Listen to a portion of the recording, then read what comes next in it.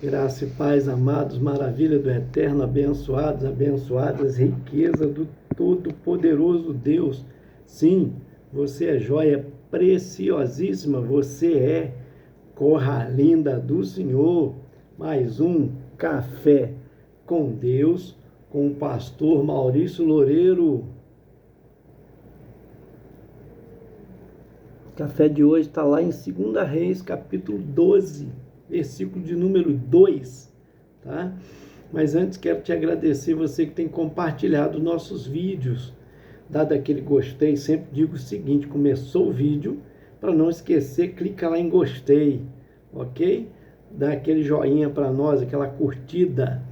Também você que se inscreveu no canal sabe que eu tenho um compromisso de orar por você. Você que não se inscreveu, eu te peço encarecidamente, nas letrinhas azuis, carrega um link aí. É só você clicar, que vai te direcionar para o YouTube. Lá você clica em inscrever-se, que é automático, não precisa preencher nada. Café com Deus é uma porção da palavra de Deus, oh, aleluia, explicada, oração por você e sua família. Estava apoiado aqui, foi-se embora o apoio. Vamos lá, outra glória. Amém? Deus seja louvado. Então vamos lá. Muito obrigado você que tem aí contribuído, né? Sabe, nós estamos numa vaquinha aí, na questão do carro, que eu sirvo a Deus com ele, né? E fundi o motor. Peguei, graças a Deus, o carro, mas ainda tenho débitos, né? Por pegar empréstimo, tive que pegar empréstimo para poder pagar isso daí, ok?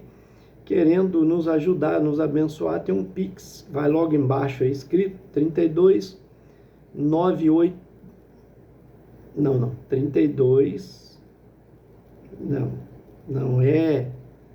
número é CPF 568-592-10630, CPF 592, começa com 568-592-10630, ok? É o nosso CPF e pode contribuir com aquilo que Deus tocar no seu coração. Bom, está escrito assim na palavra de Deus, lá em 2 Reis 12, versículo 2. E fez Joás o que era reto aos olhos do Senhor todos os dias em que o sacerdote Joiada o dirigia. É isso aí. Bom, Joás foi um rei de Israel, considerado um rei reto, um rei bom, né? E reinou 40 anos, está em Jerusalém, e fez o que era reto aos olhos do Senhor. Mas enquanto Joiada, que era o sacerdote, sumo sacerdote, dirigiu a sua vida. Então eu aprendo aqui o seguinte: o que é que ele fez de bom? Se preocupou em restaurar a casa do Senhor, porque a casa de Deus, a verdade, é relacionamento com Deus, né? Quando a gente está junto da casa do Senhor, nós estamos interessados em ter relacionamento com Deus. Não é só pela questão física do templo que ele está reformando. Ele pede para reformar a casa, as rachaduras que haviam. Engraçado que passaram-se 23 anos e nada fizeram. E ele então procura saber do sacerdote: peraí, eu liberei, né, impostos, liberei oferta para que a casa de Deus fosse reformada. E tantos anos se passaram e nada foi feito, né? Tem gente assim, na verdade, como esses sacerdotes que estão na casa, mas não estão preocupados com Deus, com as causas de Deus. E ele, como rei, se preocupou com isso, inclusive pediu para colocar um cofre à parte para que o povo contribuísse, e o povo foi generoso, o povo contribuiu. Porque o povo tinha interesse de que a casa de Deus fosse restaurada. Embora, como eu disse a sacerdotes, né? Que às vezes estão na casa e não estão preocupados com o relacionamento com Deus. Eles se beneficiavam com a oferta, que era direito deles, né? Mas a oferta alçada, aquele valor que entrava especialmente para a reforma da casa, não foi aplicada para essa finalidade. Joás, então, se preocupa com isso. Interessante que, por quê? Porque o sacerdote que o conduziu, né, estava junto dele orientando, então ele estava avançando, estava sendo abençoado. Joiada estava abençoando a vida dele, e às vezes a gente precisa estar debaixo, sendo monitorado, né, ou seja, tendo uma mentoria, mentoriado seria a melhor palavra, para que possamos crescer na graça, no conhecimento, né, debaixo de autoridade delegada por Deus. É o que ele estava. Ele, como rei, estava debaixo. Era muito jovem, né? Estava debaixo de alguém mais maduro, mais espiritual, e a gente deve submeter a isso, né? Ter alguém como inspiração para nós. Mas o fato que enquanto ele tinha vida, depois que ele morreu, que morreu o sacerdote, a Joiada, agora o que acontece com o rei Joás? O rei Joás agora, ele é afrontado, tá? Pelo inimigo, o rei da Síria, que parte contra ele. É interessante isso daqui, ó. E guerreia contra uma outra, né, um outro que era subjugado a ele, e agora vem contra Jerusalém, formar um cerco contra Jerusalém. E o que faz esse rei agora? Ele pega os utensílios da casa do Senhor, o tesouro, as coisas sagradas que o seu pai havia juntado lá, seus avós haviam juntado lá, que eram reis, né, que foram reis, e traz até a este inimigo, para que ele desviasse o furor dele contra Jerusalém. E deu certo. Mas veja só, ele tirou as coisas sagradas do Senhor, né? O dinheiro que estava lá para o sacrifício, ele entrega para Hazael, o rei da Síria. Ele entrega para que ele não guerreasse contra ele, porque ele já havia guerreado contra Gate, já havia dominado Gate, e agora resolveu marchar contra Jerusalém, né? E isso foi trágico, foi terrível, porque ele conseguiu aparentemente a paz, mas o que sucedeu logo depois? Os próprios servos dele conspiraram contra a sua vida e o mataram. Então entende? Porque a maior segurança, meus amados, não é o bem que a gente tem, né? Não é o pagamento de segurança, não sou contra, se você pode colocar na sua casa uma filmadora, se você pode colocar na sua casa cerca elétrica, muros com vidros, por exemplo, até um segurança, eu não sou contra isso, mas você não pode pôr sua confiança nisso. É isso que ele fez. Quando ele deu as riquezas, ele tira do tesouro da casa de Deus. Ele não tirou do dele. Ele tira da casa de Deus, que ele sabia que havia muito tesouro lá, que fora depositado pelos seus avós, pelos seus pais passados, e até por ele mesmo, porque o povo contribuiu generosamente para que fosse corrigido os defeitos na casa do Senhor. E o dinheiro era dado diretamente para os artistas que trabalharam na casa, né?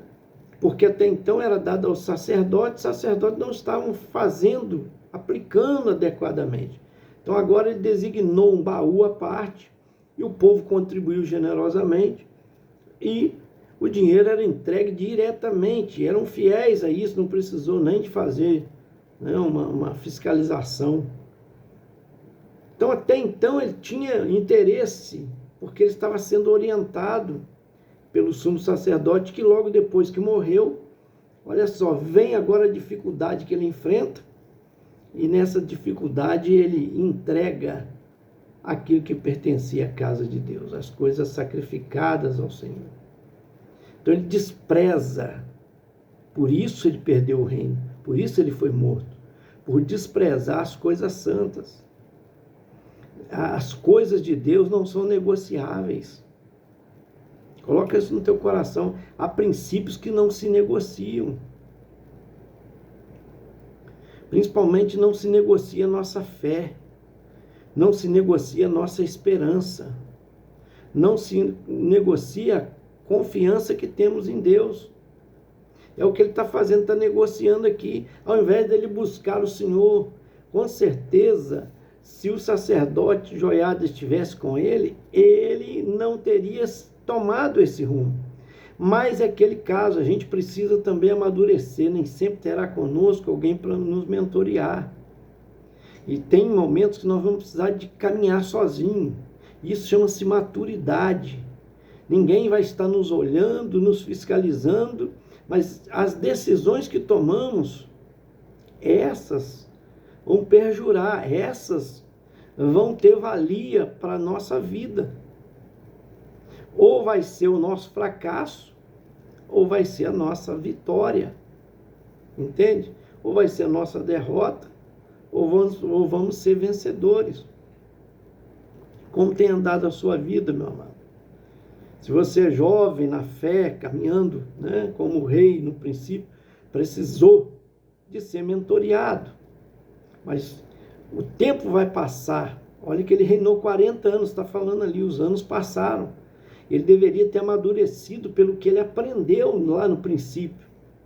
Sabia que estava indo bem o seu reino, mas foi só morrer aquela referência dele que ele deixou a sabedoria, os ensinos que deveriam, né, caminhar com ele. Por quê? Agora ele vai pegar aquilo que não lhe pertence à casa do Senhor, ele não consultou a Deus para fazer isso, e vai dar um inimigo cruel, é verdade. Hazael, mas se ele tivesse buscado a direção de Deus, seu reino deveria ter sido mais extenso, e ele abençoado, e não morreria da maneira que morreu, traído até pelos próprios servos que o mataram. Amém? Então, quer ser guardado pelo Senhor? Acredite nele, confie nele.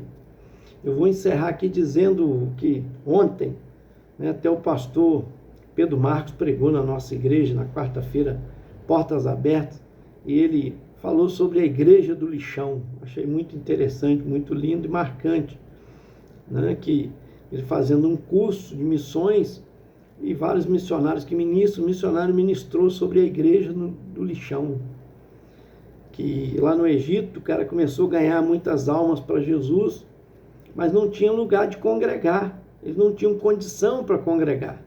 Então ele teve a ideia de ir no governador, pedir ao governador um local. O governador deu para ele, tem um lugar lá, um terreno, é distante, mas é o que eu posso dar para vocês. E quando eles chegaram lá, era um lixão abandonado. Pior do que um lixão, é um lixão abandonado, a verdade é essa. Porque o lixão ainda está lá fresco, ele é passado máquina, revestido, mas abandonado, né, terrível. Chegaram lá, alguns ficaram desanimados, né? Quando eu estava fazendo meditação sobre isso, Moisés, né, a respeito disso daí, quando aquelas tribos, aqueles dois pedidos, duas tribos e meia, inclusive a meia de Manassés, pediu para ficar além do Jordão, não atravessar o Jordão, né? Então Moisés diz, espera aí, o que vocês estão pedindo vai desanimar os outros, porque vocês deveriam estar com eles. Aí você, espera aí, o senhor não entendeu, nós queremos deixar nossa família aqui, fazer o nosso curral, nossas casas, mas nós iremos com eles e conquistaremos tudo que for necessário conquistar. E estaremos à frente da batalha. Quer dizer, não há motivo de desânimo. Aí Moisés entendeu e autorizou, mas disse para eles: se vocês não fizerem isso que vocês estão prometendo, será um pecado grave contra Deus. O Senhor te cobrará isso, né? Então, alguns ficaram desanimados naquele lixão. Disseram: é isso que Deus deu para nós? Ele falou: é. Mas um lixão, ele disse: é. Algum propósito Deus tem aqui. Pode ter certeza disso. E eles estavam orando, mas olhavam lá atrás, tinha uma rocha. E um dia eles depararam com aquela rocha, olharam bem para ela e tinha um desenho de uma igreja muito bonito, da fachada de uma igreja. E eles caminharam até lá para ver. E ao chegar lá, foram surpreendidos por um túnel. E ao entrar no túnel, perceberam que havia uma igreja escavada que cabia 2.000 pessoas, se não me foge a memória, 3.000 pessoas sentadas. E havia um púlpito. Estava muito sujo lá, claro, abandonado. Eles limparam aquilo tudo e começaram a cultuar ali. E tiveram que fazer vários cultos, porque os cultos começaram a dar 2.000 pessoas, 2.500 pessoas. E o final das contas, aquela igreja, aquele lixão, né? Que a igreja nasceu naquele lixão, passou a ter 10.000 membros com o passar do tempo, fazendo vários cultos, porque não cabiam todos ali dentro. Então veja só como Deus trabalha. Aquele túnel, por ser um lugar ali próximo ao deserto, o vento não ia ali, tempestade não alcançava, porque era um túnel bem percorrido, né? Bem feito, e com tudo que tinha, arquibancada, tudo feita, tudo, né, foi trabalhado para essa finalidade. Quer dizer, Deus preparou tudo, Deus está mostrando para nós, se confiarmos nele, nós vamos avançar, só teremos a ganhar, amém? É isso aí, não, ou seja, viva a primeira parte que Joás viveu, confiado em alguém que te orienta, mas se não tiver mais contigo, aquela maturidade, aquela experiência que eu vivo há 11 anos com o servo de Deus, hoje ele está com 86, então você vê, eu conheci ele, já conhecia antes, mas vim trabalhar com ele, ele tinha 75 anos de idade, hoje ele está com 86 anos, são 11 anos de experiência que tenho aprendido muito, e quero continuar, né, seguindo os seus passos, certo? O seu exemplo, mesmo que Deus o leve a algum momento, ou que ele pare, né, por causa da idade, jubile, mas quero continuar tendo como inspiração e amadurecimento a tal ponto de poder caminhar sozinho um dia, se for assim da vontade de Deus, amém? Que isso aconteça na sua vida também, meu amado, minha amada, em nome de Jesus, eu quero orar por você. Pai Todo-Poderoso, aqui está na tua presença, essas vidas que nos acompanham no Café com Deus. Peço a tua graça, a tua misericórdia sobre suas vidas. Peço que o Senhor visite a Lena Mendes, dando saúde a ela. Pai, oro também em especial pela causa da Yolanda, minha prima. Deus, aquela causa na justiça da vitória a ela, sua filha, que o inimigo se levante para cair no poder do nome de Jesus. O Senhor é juiz dos juízes, Senhor dos senhores, operando tu, ninguém pode impedir. Eu oro também, ó Deus, pela Camila, pelo Reinaldo, em especial pela Júlia. Eu oro também, Pai, pela Alcina Lúcia, que pede oração também pela Monique, pelo José, e pede oração pelo seu esposo Laed, e também pela Yolanda, sua irmã. Pai, oro também pela vida da Nelma Kumaru, lá de Pernambuco, seus filhos, netos. Coloco nas tuas mãos a sua família. Eu oro pela Luana, pela Raquel, a filhinha deles. Eu oro pelo Moisés e só um casal aí, meu Deus, Ellen, esqueci agora. É tanto nome junto que... Oro pelo Jorge Luiz Rodrigues, que pede oração pelo Frank também, e a esposa. Deus abençoa, em nome de Jesus, a cada um, com a tua graça. Ó Deus, a Marilda Simões Nunes também.